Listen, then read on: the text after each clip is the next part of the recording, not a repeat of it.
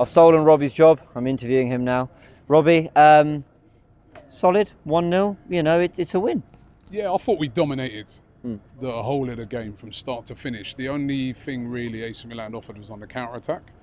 But we pinned them back, and it's the Arsenal that we've been used to seeing. You know what I mean? Total control of the game, creating a lot of chances, and fully deserved to win the game tonight.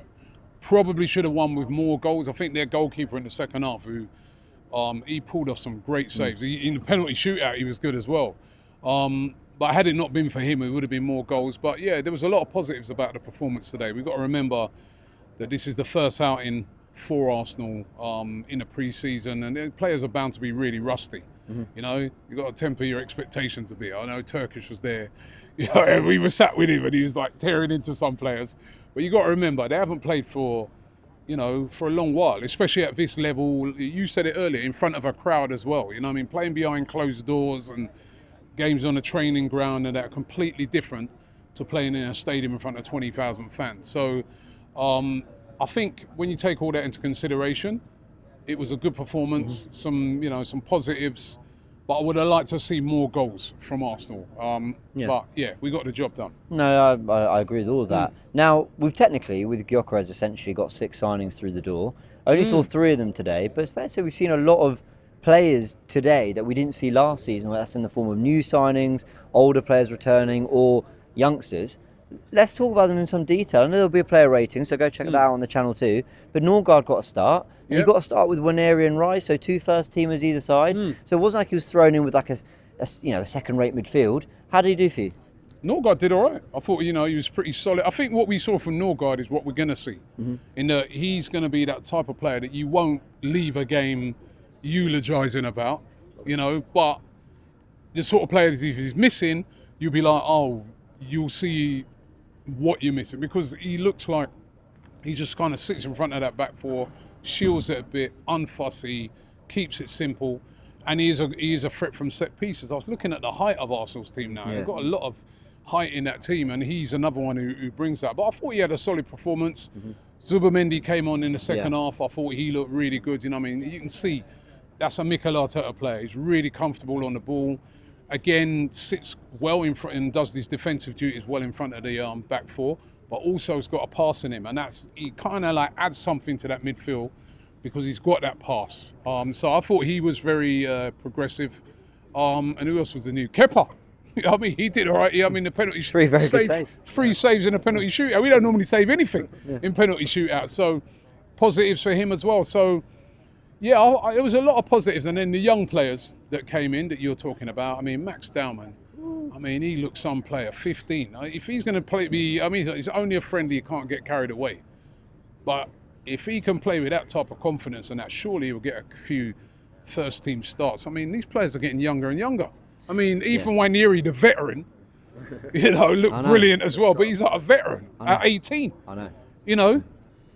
What was the other kid at centre back? Yeah, Marley Salmon, 15. I felt sorry for him. He missed the penalty. He blazed it over the bar. But I hope that doesn't affect him, because that penalty shootout, we shouldn't even be doing that, because we'd already won the game.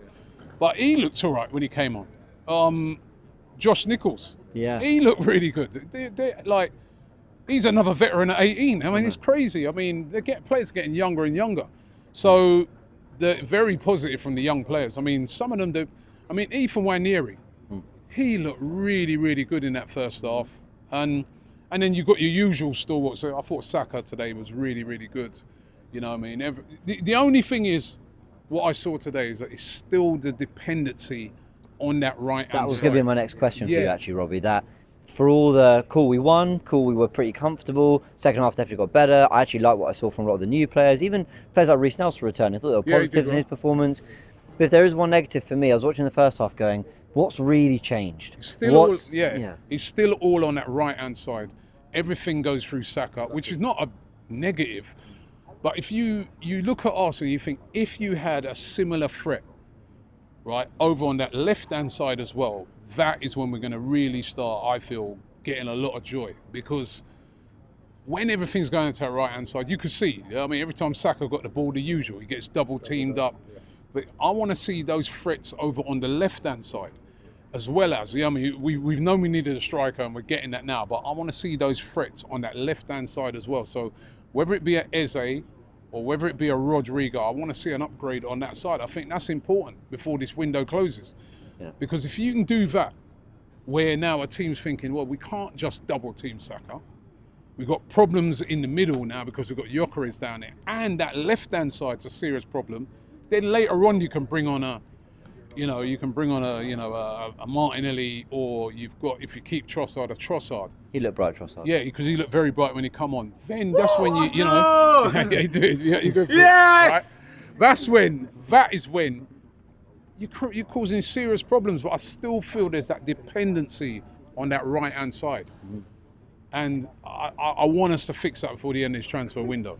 And a lot of that comes through tactics. You know, we're talking about, I thought second half, for example, we went down the left a little bit more. Yeah. But a lot of it's player quality. And again, largely very positive about this game. But Havertz, you could see why we're longing for more up there. I thought Martinelli, a few one-on-ones. And okay, maybe Nelson and Trossard had the benefit of coming on against more tired players, but Marte didn't have the beating of his fullback in the way Trossard and Nelson did. He didn't have the same trickery. And okay, I know I sound very negative. It's one pre-season game, but I'm just saying, you are looking pre-season for what's the step up, either in tactics or player quality or player additions, and on that left, we're lacking that. Well, and why do you have a transfer window? Why do you bring players in to improve? Hopefully, if you've got a good side, the whole aim of it is to get players in that are going to improve the team. So to me, if you're playing for a club like Arsenal and you're, let's say Martinelli, anybody who's maybe, going to criticise Martinelli a bit today, and I know it's only a friendly,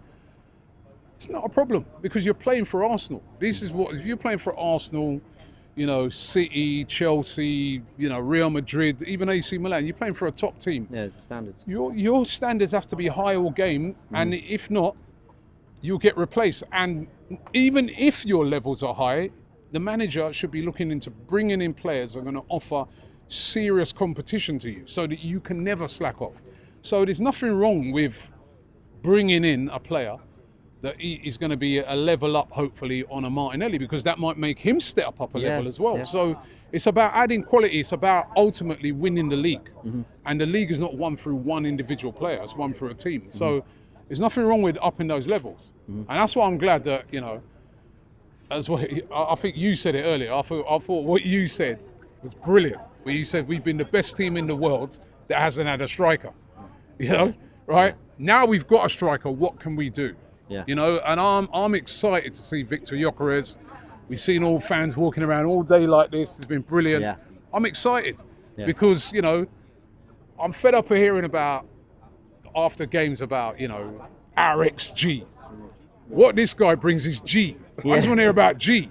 I don't want to hear about expected goals. I want to hear about goals. She needs tactical insight when we're back. Yeah, obviously. I want to hear about what's the G, right? The G, not the XG, not expected goals. Goals. And Gyokeres with his record, that's why I was always not really buzzing when I was hearing about Sesko. Yeah. You know that, right? Yeah. And everybody knows that I was like, Sesko for me would have been a good sign if we already had a striker that's banging in the goals. But we haven't. So to me, Gyokeres made perfect sense. With his goal scoring record, that can't be ignored. And I know people will look at the Portuguese league and listen, the Portuguese league is definitely not the Premier League, it's definitely not Bundesliga, it's definitely not La Liga either, or Serie A. It's easier to score goals in that. But I still think you can't ignore the amount of goals he scored. Mm-hmm. He scored goals in the Champions League and he scored goals in the Championship. And let's not forget, right, we've seen players come from that Championship into the Premier League, in Ivan Toney, in Ollie Watkins, right? And they have banged, Mitrovic. These are all strikers that have come out of that league and they've come into the Premier League and they've continued that on and they've banged. So I've got a lot of confidence that he's going to come and score a lot of goals at Arsenal. I really do. I'm feeling really excited about this signing. Perfect. Well, hopefully we'll see him on Sunday. Obviously, we'll be covering everything out here when Arsenal take on Newcastle. Hopefully Gyokeres will be a part of it. Like the video if you enjoyed it and subscribe to the channel. Go check out all the other fan cams and vlogs as well.